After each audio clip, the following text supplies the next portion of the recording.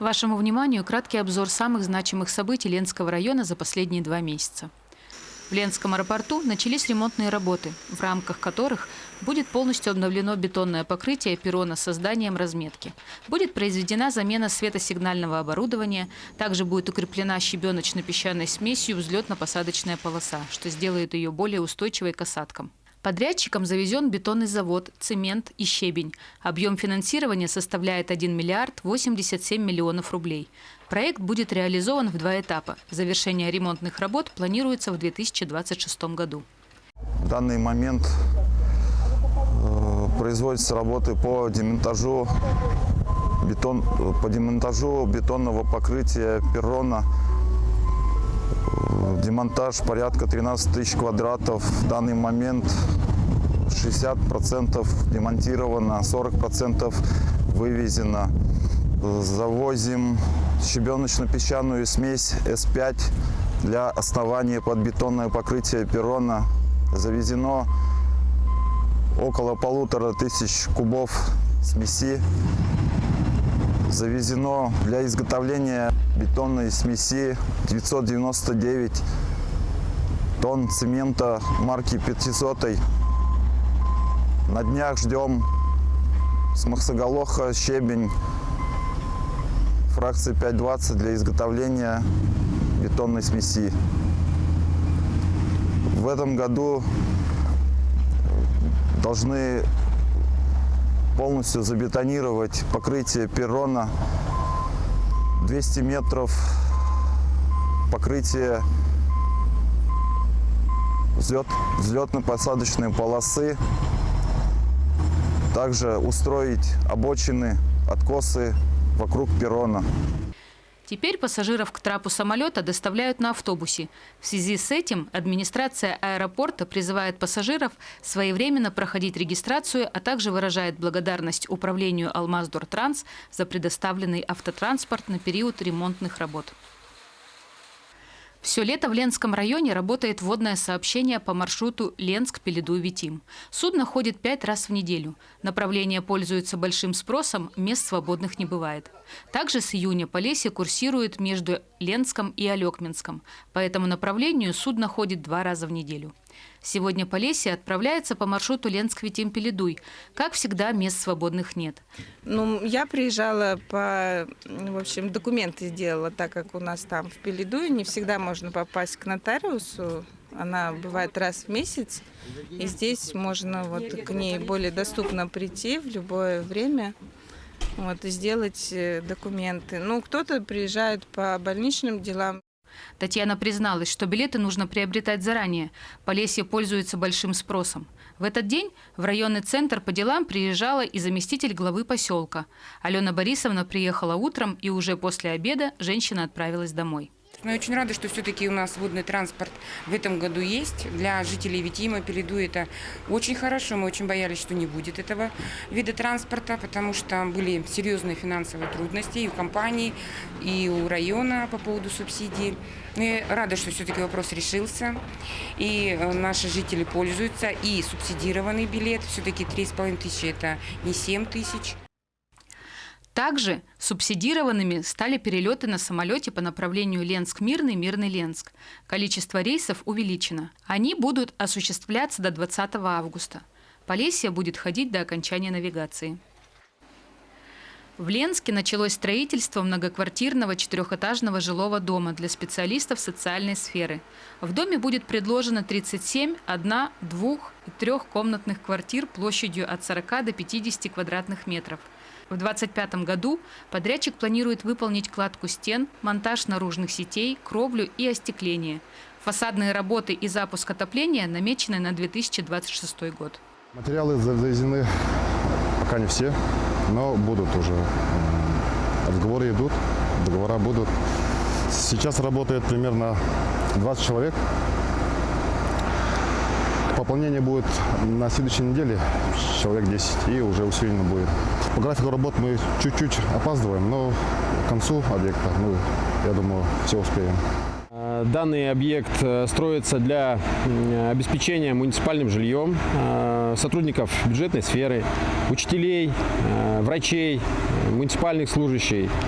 Это обеспечить нам закрытие существующих вакансий, привлечением специалистов из других районов, регионов, что существенно поможет нам поднять уровень жизни наших граждан, граждан нашего района, дать качественное образование и медицину. Укусы клещей в Ленском районе ставят антирекорды. С начала эпидемического сезона зарегистрировано более 300 случаев укусов клещами, из них 55 у детей. Из исследованных клещей, отобранных на территории района, 34 оказались зараженными. В данное время для жителей доступны платные и бесплатные вакцины. Екатерина Шабурова все лето живет на даче. Об укусах клещей знает не понаслышке. Она и ее муж не единожды были пострадавшими. К счастью, отделались с легким испугом. В том году и позапрошлом 2 раза я обращалась в поликлинику. Мне убирали клеща и сдавала в СЭС их. Но они были не заразные. У нас дача недалеко от берега Лены. На даче были. В этом году еще пока не видели, обработали участок тоже. И мы всей семьей привились, и ребенок, и муж, и я.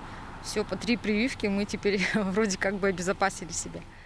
Самым верным способом защиты является вакцина. В наличии есть и платная, и бесплатная вакцина. Все желающие подходят, но вакцинацию лучше проводить с осени, потому что иммунитет формируется после полного курса вакцинации через 2 недели. При обращении с укусами клеща в больницу всем пострадавшим, ранее непривитым, вводится иммуноглобулин, действие которого сохраняется до 3 месяцев. Также назначается профилактический курс антибиотиков, что позволяет избежать заболеваний, передающихся клещами. В рамках муниципального контракта подрядная организация приступила к выполнению комплекса мероприятий, направленных на улучшение инфраструктуры и создание комфортной среды для жителей многоквартирных домов в микрорайоне «Теплый стан». Из-за отставания от установленного срока исполнение контракта завершения благоустройства было отложено. В связи с этим городской администрации пришлось обязать подрядчика оперативно возобновить выполнение работ в соответствии с контрактными обязательствами. В настоящее время в микрорайоне ведутся работы по обустройству ливневой канализации, а также укладки тротуарной плитки. Уже залиты бетоном детские площадки. Подрядчик ожидает доставку игрового и спортивного оборудования. Данные виды работ являются важным этапом благоустройства, так как обеспечивают улучшение городской среды и повышение уровня комфорта жителей микрорайона. Волонтеры Ленского Покрова посетили дом-интернат для престарелых и инвалидов. Они рассказывали постояльцам учреждения о своей деятельности, показали, какую продукцию изготавливают и отправляют на фронт. И, конечно же, поблагодарили пенсионеров за их вклад в общее дело. Постояльцы интерната скручивают ленточки для изготовления маскировочных сетей в клубки. Когда нам приходит ткань, мы ее разрезаем и потом привозим сюда.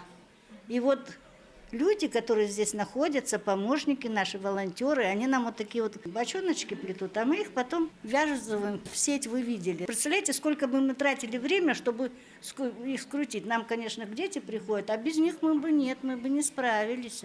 Работники учреждения тоже не остаются в стороне. После встречи с волонтерами решили помогать им еще и в плетении нашлемников. И мы все стараемся это делать, кто может скручивать ленты. Вот мы прям очень много времени этому уделяем. А мы хотим попробовать нашлемники, у кого будет возможность, потому что не у всех руки владеют. Да? Если будет возможность, мы и сами тоже подключимся, и персонал подключится тоже к этому. В Ленске на озере Долгом во время купания чуть не утонул подросток. Беды удалось избежать благодаря отдыхающим рядом его товарищам, которые быстро подоспели на помощь. Серафим Астафьев и Сергей Нечаев в этот день отдыхали на берегу озера Долгое.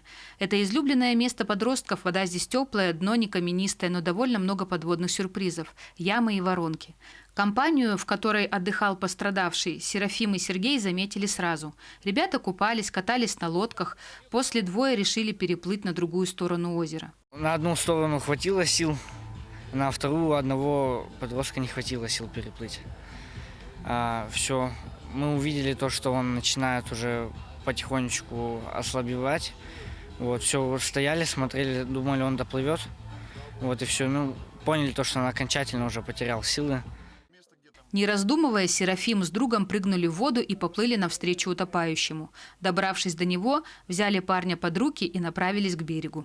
Начал залазить к Серафиму на спину. Ну, я его просил, типа, перелечь на спину, мы тебя так дотащим. Он начал залезать к Серафиму на спину и топить его. Потом парни поплыли вперед, я начал его толкать в ноги. Он потому что в размашку греб, ну, держался на месте, просто вперед не двигался. Я начал его толкать в ноги. Оказалось, что пострадавший не так давно научился плавать, не рассчитал силы и чуть не утонул. Благодаря Серафиму и Сергею, подоспевшим на помощь вовремя, трагедии удалось избежать. В Ленском краеведческом музее прошла встреча с участниками экспедиции Возрождения. С 17 июля по 5 августа юные исследователи под руководством директора ООО «Якут-археология» Николая Кирьянова вели раскопки многослойной стоянки Усть-Нюя.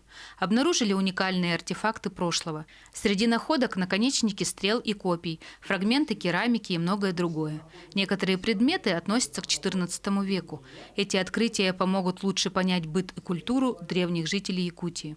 Данная экспедиция – часть многолетней работы. Ребята ежегодно отправляются в труднодоступные места, чтобы изучать древние стоянки и сохранять культурное наследие Якутии. Благодаря их усилиям в музеях появляются новые экспонаты, а история Якутии становится ближе и понятнее. Дело в том, что у нас все это выходит за рамки такого развлекательного междусобойчика, когда мы собрали школьников, пошли в лес и просто интересно пообщались с детьми, провели какое-то время. И вот эта форма работы, которая начинается, даже восприятие детей как развлечение, поехали в лес до большого расстояния, в конце концов превращается в довольно сложную, иногда физически трудную систему выстраивания взаимоотношений с людьми разного возраста. И вот наше предложение переформатировать вообще подход в отношении этих памятников и на уровне не полупартизанском, а на уровне серьезном методическом, административном уровне серьезном, организационном серьезном уровне организовать у нас не просто экспедицию Возрождения, допустим, а целое движение школьной археологии. В администрации Ленского района состоялась встреча со спортсменами и тренерами, участвовавшими в 22-й спартакиаде по национальным видам спорта «Игры Манчаары». Делегацию от района представили 18 ленчан. Особо был отмечен Иннокентий Федоров, завоевавший серебряную медаль в масс-рестлинге. За этот успех глава Ленского района вручил денежный сертификат на 80 тысяч рублей, а его тренеру – на 40 тысяч рублей. Также всем представителям были вручены памятные подарки. Спортсмены высоко оценили организацию соревнований и выразили готовность усиленно тренироваться к следующей спартакиаде. Что я хочу сказать? Надо тренироваться. Поменьше работы, больше тренироваться, а для этого нужны финансы.